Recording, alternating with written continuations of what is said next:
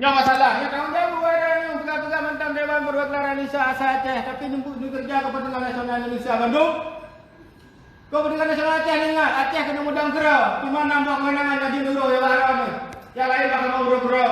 Nyong kau ngasih rayu peng pegang otonomi yang lagi yang nyong kau yang punya pegang otonomi yang Presiden Indonesia yang kaya utang ke Batina untuk yang ia otonomi kaya. Dia pun tanpa sadar lahir itu langsung melakukan bukan saya pada jawaban terhadap ekonomi Aceh dan jelas disebutkan dan dapat ekonomi di sini dulu. Baik ekonomi jelas disebutkan Aceh berhak kepada melalui utang luar negeri tanpa tersadari, tanpa ada utang, tanpa ada upeng, tapi utang tanya manduk masa Aceh saduk manduk menalahir menalah utang. Kamu utang kerja juga kau ada juga bandara beraya, tak juga pelabuhan beraya, tak juga lapangan kerja, tak juga ekonomi, tak juga jalan beraya. Ini jalan tikuh juga musyawarah. Mudah musyawarah ke hari kata. Aceh tak ulang le. Aceh sama mereka dia berbersah di suara yang mayu. Nyai boleh tidak?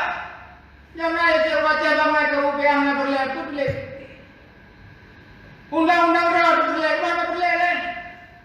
Makanya macam tunggu mungkin leo pertemuan akan mengumpul barangnya.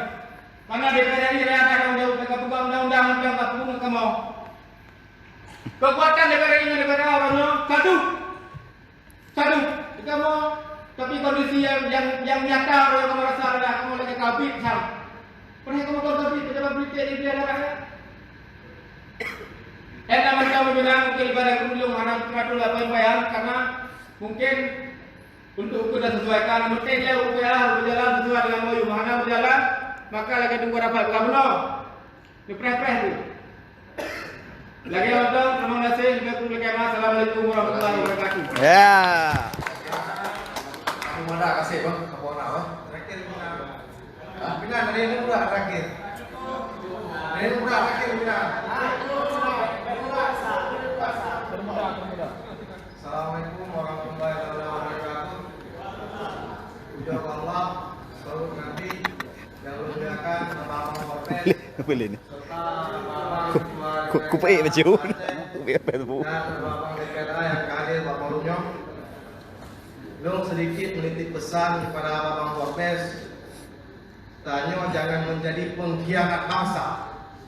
Maka belum pegang menang karena yo amanah masyarakat Aceh bak urun-urun Kapolres dulu. Jadi yo sarua level 56 yo urung nak sikal lebih. Nyo pastikan ini nepus aboro urun di Jakarta belum ngono. Pakai menang BI itu hanya menjadi sebuah keputusan penting. Karena itu yang lain hanya sebuah lagi urun enggak. Itu hanya nak pegang poin penting.